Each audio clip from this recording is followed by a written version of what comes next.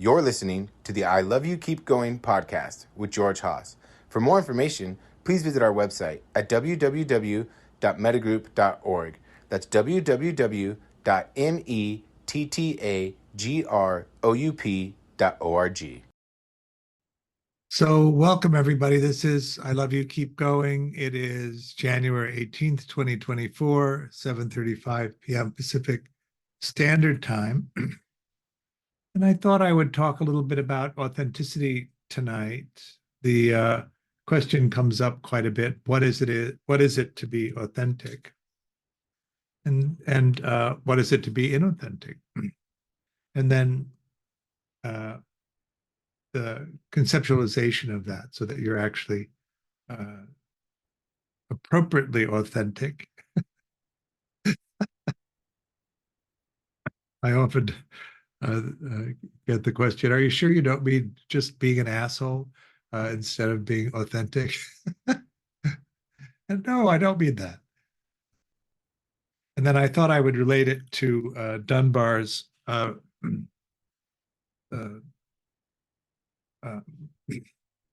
framework for the way that we might consider organizing relationships. When we say authentic, what we really mean is that you're willing to give an expression of your experience of the present moment that is complete and accurate and maps onto the context of the relationship that you have with the person that you are communicating this to. We don't mean that you pull out your scroll of shame and get them to, initial every horrible entry that you've collected over the course of a lifetime so that they know every despicable thing that you've ever done so that you feel a sense of safety that they won't leave you if they find out about them. A complete representation of your experience of the present moment that is in context to the relationship that you have with the other person, which means some people you're telling everything to, and some people you're telling some things to. And that actually is the nature of authentic expression. If you're restricting the full breadth of the information that you might give somebody, the information that you give to them still has to be authentic, still has to be true. But you have no obligation really to tell everyone everything. In fact, it's not productive really to be able to do that. It may not surprise you that not everyone you encounter is scrupulous. Not everyone you encounter is trustworthy. And you don't want to put yourself in a position of vulnerability where you could be harmed, so that you're really restricting your complete expression to the people that have demonstrated that they're reliable and trustworthy, and that you can depend on them. And this needs to be demonstrated. Christian? George, have you thought about doing a companion talk about how to lie better to people? Well,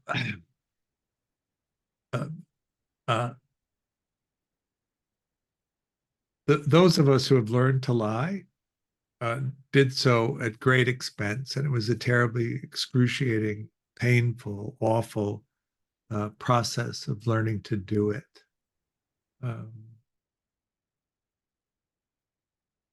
Because it was required of us in our childhood experience.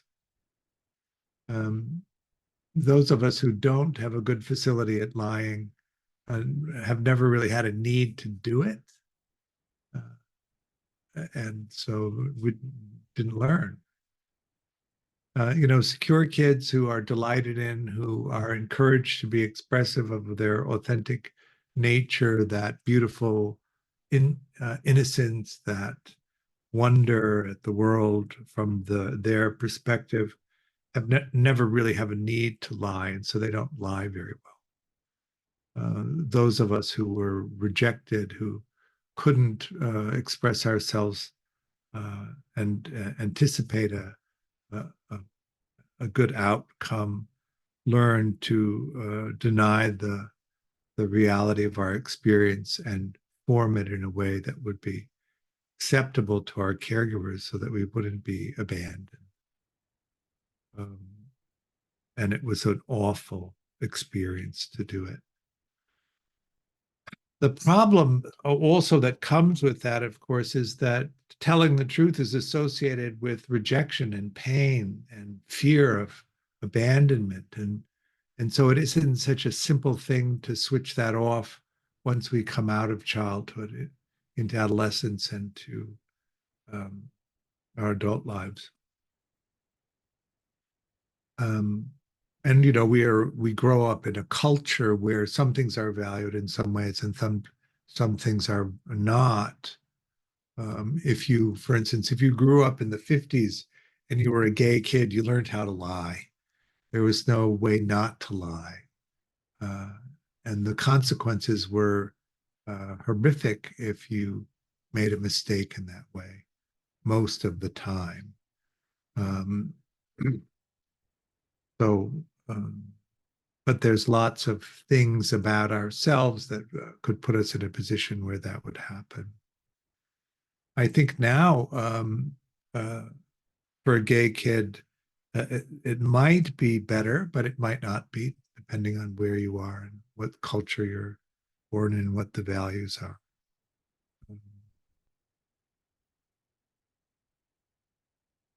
So,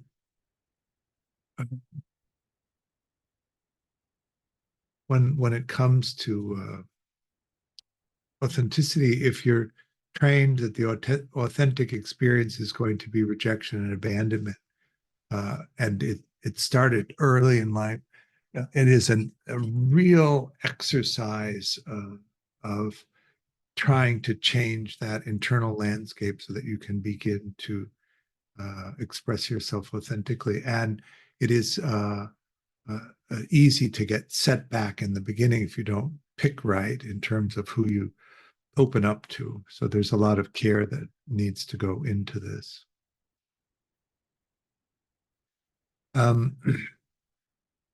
In Dunbar's formulation, there's above the line and below the line. Above the line, you tell everybody everything. And what that means is you give them a description of your experience of what's happening, still in a way that's meant to be communicative to them. And then you take in their response to that communication and reformulate your experience of what's happening. That's that vital exchange of authenticity. You let people see you clearly, but you don't let anybody see you clearly. You let the people that enjoy the experience of you and are interested in that experience, interested in that representation. So your expectation is not one of risk, right? Your expectation is one of interest and delight and exchange. And so that makes that expression of authenticity pretty fruitful and useful to you. And there's somebody then who expresses themselves completely to you. And there's a mutual enjoyment of that. The characteristics of that is that you really enjoy that authentic expression of the other. And they really enjoy your authentic expression, which creates quite a sense of safety and connection. You're not afraid to be rejected or abandoned because they've demonstrated to you that they're not going to do that by you offering them little pieces of trust. They do well with that little piece of trust, you offer them a little bit more. That accumulates over time until you can be free to express yourself, knowing that their response to you is going to be of interest and of helpfulness to navigating this world. So it becomes a great support for your exploration. You're able to express really the things that you need to find out, and they help strategize and help support you in figuring out how to go out and get that.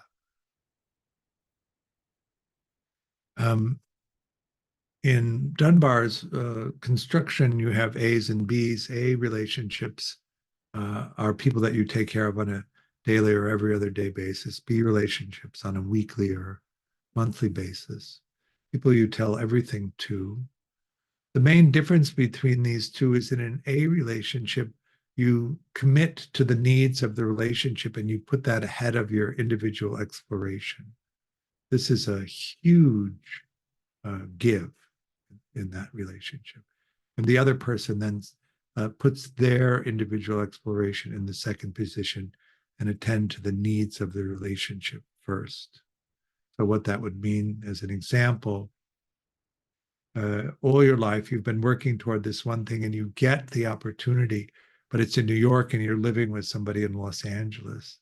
You don't say, yes, I'm on the next plane, I'm going to go do that. In an A relationship, you say, that's terrific, let me talk to my partner and let's see whether we can work that out. And then you negotiate with your partner how that might work, that you were in New York and they were in Los Angeles, where they moved with you to New York in order for you to have that opportunity, and what would make it worthwhile for them to do that. And then if you couldn't work it out, you would pass on the opportunity because the needs of the relationship are primary. Individual exploration needs are secondary. But in a B relationship, the needs of your individual exploration are in first position, and relational needs are then in secondary positions. And so you would be free to make that choice for yourself and then let everybody know that that's what you were going to do.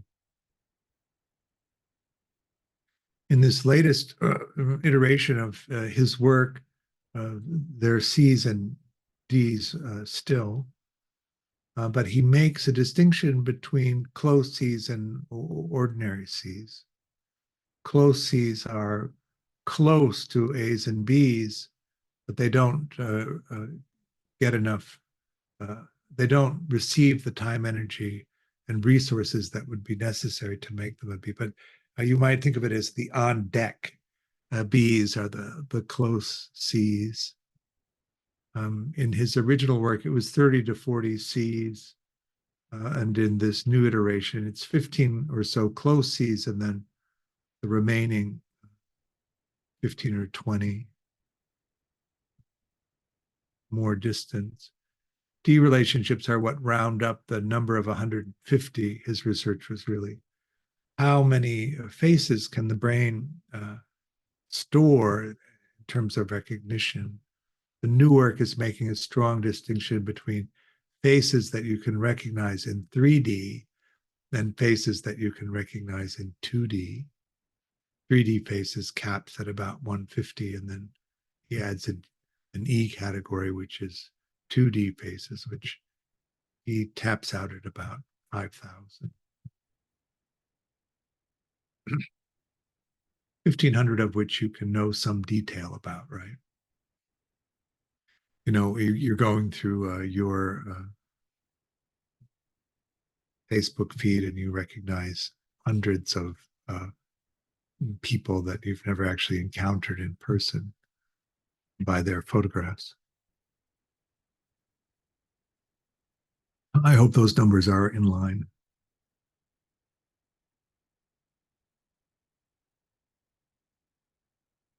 What is the agreement that you have with people in terms of what you are sharing with them?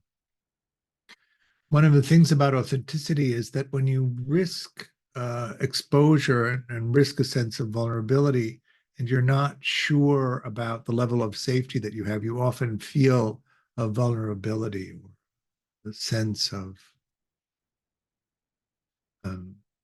danger. You might have, the sense that you've overshared and put yourself at risk. And that's really that piece to pay attention to, so that you are not oversharing and making yourself vulnerable to harm. Particularly if you're moving out of an inauthentic stance into an authentic one, real care needs to be taken here, because you can overshare at somebody who doesn't really value that and put yourself in a compromising position, which will then create an additional barrier to moving toward the authentic expression. Lacey? Hello. I'm not sure the how you generally do these talks. This is my first time coming, so questions I'm assuming are okay. Yeah, no, it's a totally Socratic way of talking about these things. So it's actually Okay. easier for me if you ask questions than if you don't.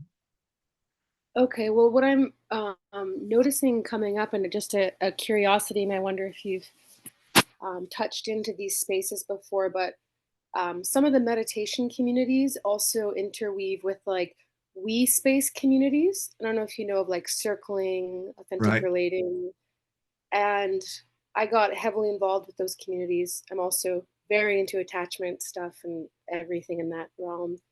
Um, and I'm really just like sitting with this question of how, um, what's the word, like useful or beneficial some of these spaces are, because I was like obsessed with them and was leading them, now completely out of them. And as you're sharing here, I'm just like really struck with what you're sharing about this kind of like uh, way in which we actually allow some like trust to build before we share our authentic self. Mhm. And I'm just kind of speculating at these spaces where you're kind of invited to show up and be absolutely authentic, absolutely revealing, to the most intimate degree most people have ever experienced. And then um, I'm just curious if you have any thoughts on that, given that so many of these spaces, especially, are intercrossing with the more meditation communities, and wondering if you have any opinion on that, given kind of the topics that we're discussing. I would hope that those communities that you mentioned are stressing that you're free to share or not share. Uh, Hmm. um, uh, in the beginning, of course, the the if you emphasize on the freedom not to overexpose yourself and that there's a practice of sensitivity toward that, then actually what begins to happen is the development of the capacity to do that. Hmm. Depending on your conditioning, some people grew up in households where those boundaries were never permissible and that you were required to express whatever it is the caregiver wanted to know about your experience with no sense of consent at all. And so you'll enter into a Hmm. community like that and maybe misinterpret the exercises. And this could even be coming from the leaders that you're supposed to divulge everything and then manage that. But actually, what would Hmm. be helpful is instead learning not to Hmm. when it's demanded of you. I know that in Utrecht, where I teach, it's part of uh, those communities, the authentic relating community, and some of the Wilberian stuff, and that was always emphasized. Do not overshare. Do not put yourself at risk. Do not Hmm. leave yourself in a place where you feel exposed and frightened. Hmm. Instead, practice the boundary of, I don't want to share that. But at the same time, offering an authentic expression up to the the boundary that you're willing to reveal, so that you begin Hmm. to really develop that capacity to do that. Hmm. Um, but you know, we can also look at it from the attachment lens. Uh, Disorganized people, in particular, are vulnerable to this, uh, Hmm. mainly because they're socially isolated. They regulate through social isolation, and so when they encounter a opportunity to share that feels initially safe to them, because they've spent so much time alone and because they're ruminating and thinking about all of these things, and they get on a swing, and then way too much information, way too much intimate detail comes in. And at the end of it, it's in some sense almost like a purging, but then they feel completely terrified at Hmm. the end of it. And so they're unable to regulate themselves. And then the other experience that you might begin to develop is the capacity to help somebody regulate when you recognize that they're going too. And so, in some sense, that open expression of vulnerable material that is exceeding your agreement with them, then it's your obligation to hold up the boundary because they seem to not be able to do it. And it's that you need to understand as well what the agreement in the relationship is and not allow the loss of boundary of someone else. So this is really mentalizing at a level where you're really sensitive to that. It may be fine and you can tolerate the over the too intimate expression, but most people can't bear that. And then it will create an obstacle to moving forward skillfully in the relationship that you actually participated in, even though you weren't the one that was oversharing. Is that making sense? Interesting. Okay. You have obligation to take care of the other person. And if you see they're not holding their boundaries, it's your obligation to care for them in a way that's skillful so that they're not in a place of being too vulnerable, too frightened about it. And also then you have the burden of what they've shared with you. You want that. This is a consent question. Yeah. It's just when oh, sorry, go on. No, go ahead. I was just going to say I'm appreciating you sharing this because I just don't think some of these spaces have the nuance of understanding of attachment that you're covering here. And so it's probably why there's like damage that happens because what you're explaining here is contrary to a lot of the principles of people, sovereign beings. They are self-responsible. You don't actually need all this stuff. So it's just I love it's well, except when you enter into a relationship with somebody, it's supposed to be collaborative. right. It's not two separate entities buzzing around each other. It's supposed to be an engagement and a collaboration to make a relationship that works for both parties. You can't accept one person losing and one person winning in a relationship. Both people have to have a sense of winning. And it's on you, not you may think, oh, I'm winning and they're losing, and that's fine, but that isn't actually fine. The other person isn't going to tolerate that forever. They can't do it. And so you're not creating stable working relationships. You're in transactional relationships or trauma bonding. So when you secure people tend to be in collaborative relationships, insecure, organized people tend to be in transactional relationships, and disorganized people tend to be in some kind of trauma bonding. Thank you.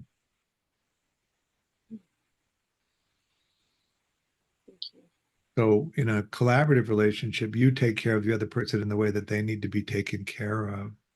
They take care of you in the way that you need to be taken care of.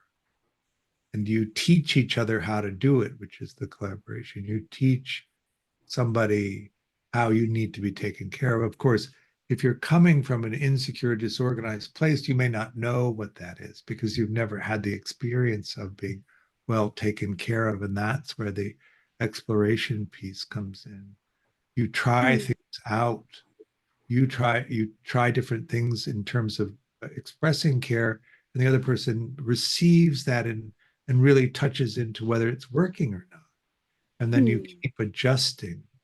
You express authentically how it's working for you, and they try something else until you really find a way that one person can take care of another that actually works, and then they do that for you, and then you begin to collect this set of care skills for each other, which really when you see that that's what's happening, it becomes extraordinarily valuable. So you're willing to really put the energy into the relationship that you need to maintain it, because it's unusual to have that in a relationship.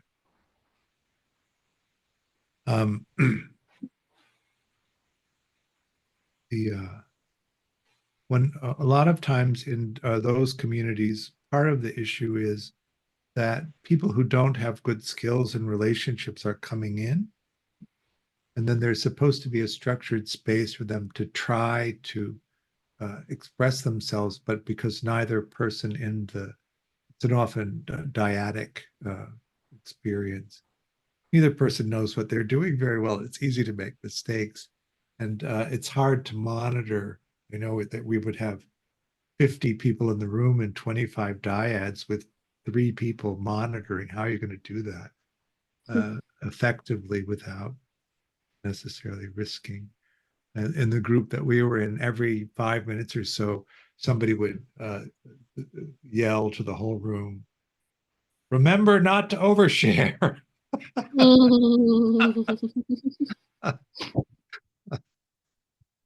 But that seemed to work pretty well. Ask for what you really want. Also understand consent, the threat of abandonment. As it turns out, almost all of us will fold in the threat of abandonment if somebody's significant to us. But we won't be able to do it for very long. So it destabilizes the relationships to make ultimatums. It's not collaborative because we all fold. We'll accept any terms not to be abandoned in certain moments. And of course, 2 days later, we can't do it. It's too painful. So we don't. And the relationship is in crisis again. One of the ways that I formulate it is if you're not so far down the rabbit hole of inauthenticity that you don't know what that is anymore, which can happen easily enough depending on how severe the experience of childhood was. If you still have some sense of what the authentic response to the present moment is, when it arises, you see it. But if in seeing it, you become fearful that you'll be abandoned, or worse, if you express it, the abandonment terror activates. And then the inauthentic thing you can say instead arises in the mind. The confusion, the delusion, to use a Buddhist frame for it, is that if you push into the inauthenticity, it immediately relieves the abandonment terror. And you think in the delusion that you're preserving the relationship, but actually you're harming the relationship. That's the delusion. If you push into the authentic expression, it intensifies the abandonment terror. And if you can hold the abandonment terror, it will dissolve, and then you'll be sideswiped by a wave of terrible sadness. And depending on what your native attachment orientation is, the causes of the terrible sadness will be different. But if you can hold the terrible sadness, you'll come into a place of authenticity. And you do repeat that 1 time, 10 times, 20 times, 100 times. The abandonment terror reaction to an authentic expression diminishes until you don't really have that anymore. And you're free to be authentic in that way without that happening. If you push into the inauthentic expression, you're immediately relieved of the abandonment terror, so you feel better. But a little while later, you're angry. You're angry because you're in a place of deprivation, because you haven't been able to express your authentic desire. And even if they did meet what you asked them for, it isn't your authentic desire, so it doesn't matter. And then you're angry, and often you blame them for not creating a space where you can be authentic, even though it's not their obligation for you to express yourself authentically. It's their obligation to receive the authentic expression. And if you don't trust them enough to do that, they're in a position of not being able to help. The terrible sadness for dismissing people is the anticipation of rejection, that nothing that you can do, nothing that you can ask for will be acceptable. and that you have to idealize and suppress a kind of negative response. And when you see that you can express yourself authentically, and you could have been expressing yourself for your youth and your adult life, and that you haven't, that's the core terrible sadness. And for preoccupied people, the terrible sadness is related to an abandonment of the self and just a constant pretending, constant caring for the other person without really ever attending to what you need. The terrible sadness for disorganized people, because they're on the other side of the trauma line, and actually most of the time it was authentic abuse, authentic trauma in the early relationships. The terrible sadness is a combination of how could the people that were in charge of taking care of you actually done that to you, and then also how because you weren't successful at recognizing the difference between a perpetrative and a non-perpetrative person, you entered into a repetition of the trauma, the abuse. And that is the core of that terrible sadness for the disorganized people. That's why that offering of a little bit of trust to see how somebody does then begins to accumulate in the people that respond well. And that's what's important.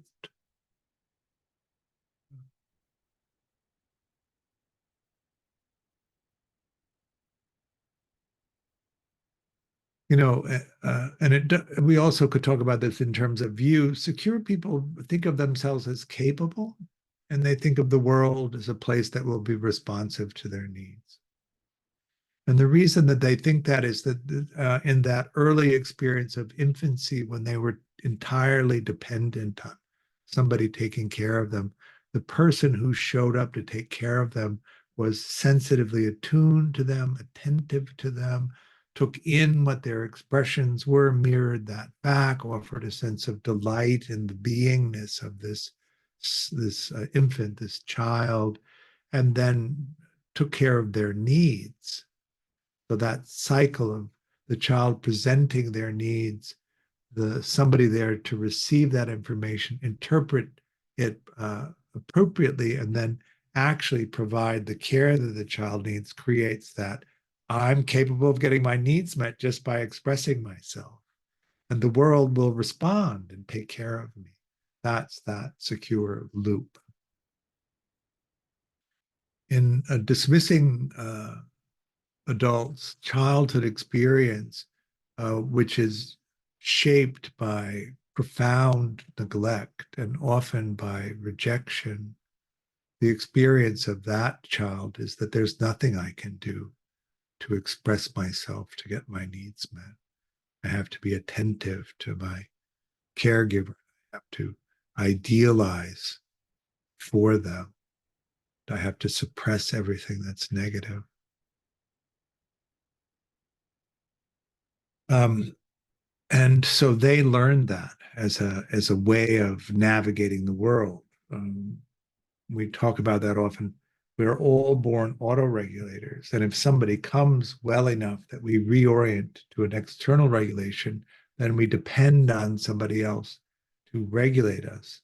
Then if they come reliably enough, we begin to learn the ways that they take care of us so that we can self-comfort, and that supports our exploration so that we can regulate our emotions enough to really go out and explore, and then come back to the person who helps us regulate when we need them, and they're reliably there and will take care of us.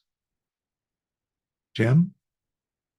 Yeah, I've never quite understood what you mean by this. What do you mean when you say that we're all born auto-regulators? Because it just seems to me that babies can't really regulate anything without help. No, they're dependent on the care of other people. But, and this is through observation, obviously, infants are not talking to us. I don't know why. Um, there's a lot of gestures that infants use that are regulated, like sucking their toes or sucking their thumb, rocking, or all sorts of different things, which they tend to do and is organized without reaching out for somebody else to come. And then around, say, 3 months, between 3 and 5 or 3 and 8 months, they become oriented to the person who comes to take care of them. If somebody comes to take care of them, if nobody comes to take care of them, they don't really move out of that self-organization of regulation. So in the strange situation, which is a way of evaluating the attachment strategy for infants and young children, what you'll notice in a child that's organized in that way, they don't look to the caregiver for regulation. They regulate themselves. In the strange situation, an avoidant child will come in and start playing with the toys, but they don't really check in with the caregiver for permission or reassurance. When the caregiver leaves, they don't really acknowledge the sense of the caregiver leaving. This is maladaptive. Of course, infants are not maladapted in that sense. They're just developing in the way that we normally do. Is that helping? Can you go into a little bit more about why it's maladaptive? Because, I'd be like, I struggle sometimes with being able to regulate my own emotions, and I wish I could auto-regulate more without All reaching out right. to other people, you know? Yes, I do. But I want to adjust your perception of that a little bit. Auto-regulating is usually done through things and usually done through intentional focus away from emotional experiences onto non-emotional experiences. What I think you're really talking about is what we would call self-mastery.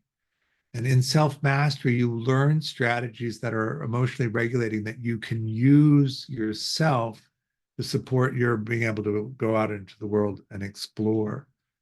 But in collaborative relationships, there's always the understanding that the self-regulating strategies that you learn are not necessarily going to work in every situation. And when you're dysregulated and can't regulate yourself, what you need to do is come back to the social network that you've built that is going to help you re-regulate.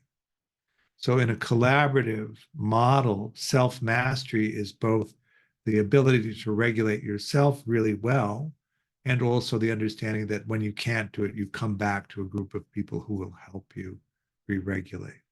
Not auto-regulating. When you look at adults who auto-regulate, you see a high level of addiction, high level of process addiction. That's what they're using to regulate.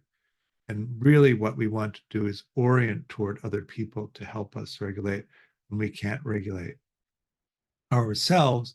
And all you have to do to get that is to be willing to regulate them when they're dysregulated and can't regulate themselves. That's the collaborative. Yes, go explore, go out to the ends, get completely knocked sideways, come rushing back, and we'll catch you.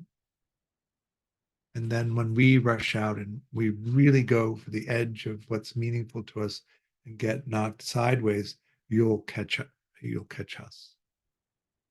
And that's the collaborative way. Otherwise, you're going to get strung out. And fentanyl and meth is really bad at the moment. Lacey? Yeah, this question might be a little complex for right now. It's just something I've been wondering about. And when you're speaking about people that are secure functioning, for example, I'm just thinking of someone in the community I'm in who's very secure functioning, and his demeanor is that the world is a good place, relationships are a good place. He believes positively of you, and people respond to that. They're like, "Oh, this person Right. holds me in a positive view," and he actually has chosen. He was a Vipassana meditator to not focus on negative, and even if he sees it, to like see it as a sensation and kind of dissolve it and not pay attention. It's an interesting strategy, and I wonder someone like myself or other people I know who have more um, insecure attachment systems, I'll tend to see qualities of people that are untrustworthy sometimes or more shadowy characteristics. And I wonder if my perception is oriented toward what is true, or if it's my particular wounding or attachment, insecure attachment, that has me see the world or people as more untrustworthy. Whereas again, I see my friend who's just, he doesn't ever see those he doesn't focus on them. They're not even in his Right. reality, it seems. So I wonder which one. I sometimes am like, I should change and orient to, like, towards just looking at the positive, or not seeing the untrustworthy or the incongruencies in people. And I guess I'm wondering if you have advice for a more skillful way of like um, I navigating perception. I sometimes call that the arrogance of the secure. Yeah, it's so annoying.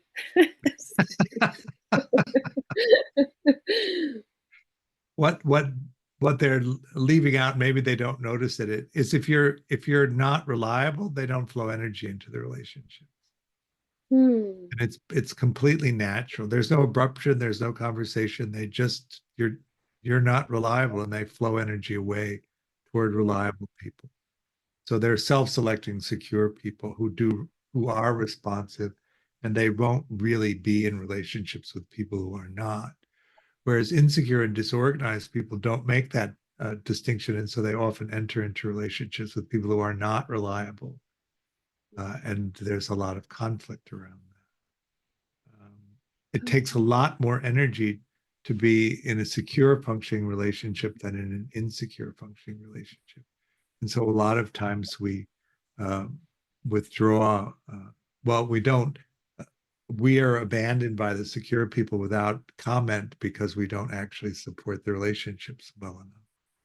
And so Hmm. there's a kind of self-selecting out of relationships to secure people if you're insecure, disorganized, because you don't actually show up with the skill set that they expect at the baseline.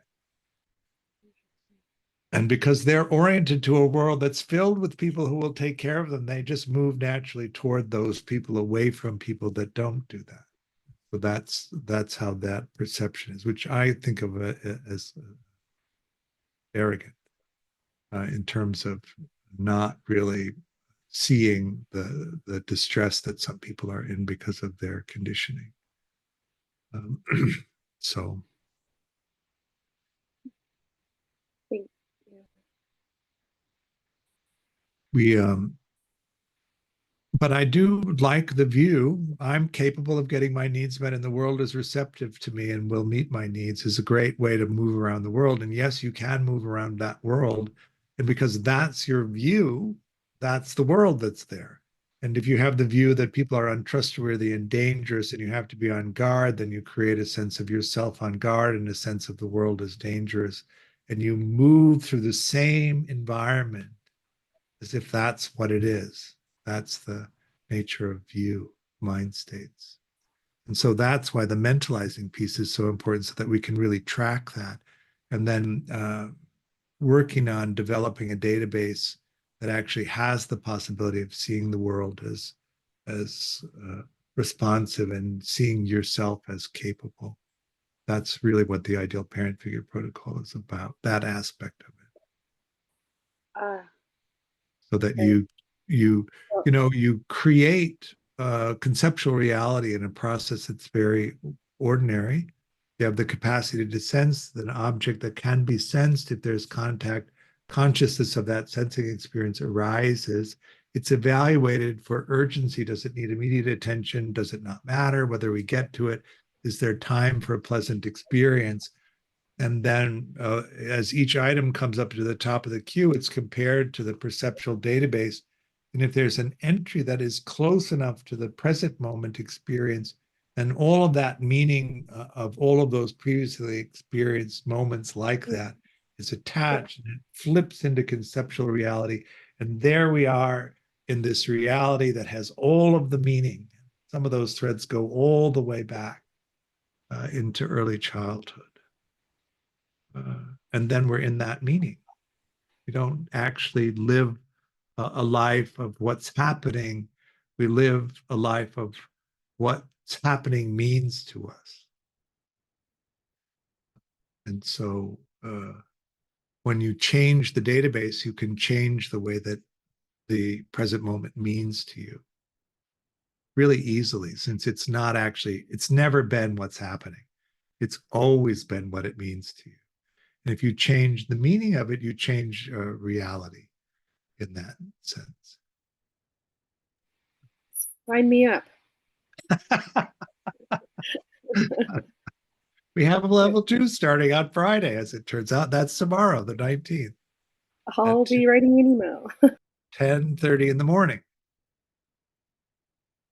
I think. Yep. So what's remarkable, what I think is so remarkable about this thing, the thing that I find actually the most amusing is that the self-experience doesn't change that much. You just do things completely differently than you did before, and you see the world completely different than you did before, but it's the same self-experience experiencing it. So it doesn't seem like you've done anything, even though you've done all of this work to develop your capacity to mentalize, to develop your capacity to emotionally regulate. You've learned the skill set of secure functioning, so you have that to offer.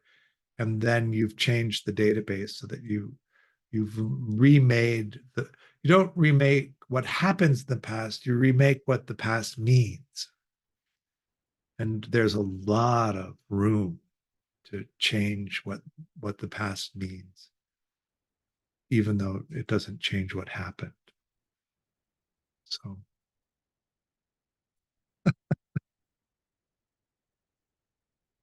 shall we do some meditation? What do you think? Vipassana or metta? Meta. Metta. Okay. So go ahead and settle in. How's that? So we are starting a level 2 tomorrow at 10:30 a.m. It's on the website if you want to take a look at it. And then at 7 in the evening, I'm giving a workshop on meditation and addiction, which is our approach to recovery, which really talks about 4 modules, 3 which are meant to help develop emotional regulation strategies so that you can replace the substances and processes with that, and then a look at the attachment system from the addiction perspective. So take a look at that. I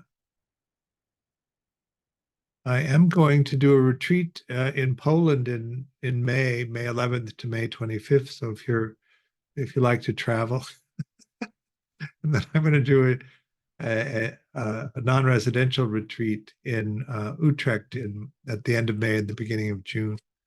So that's coming up.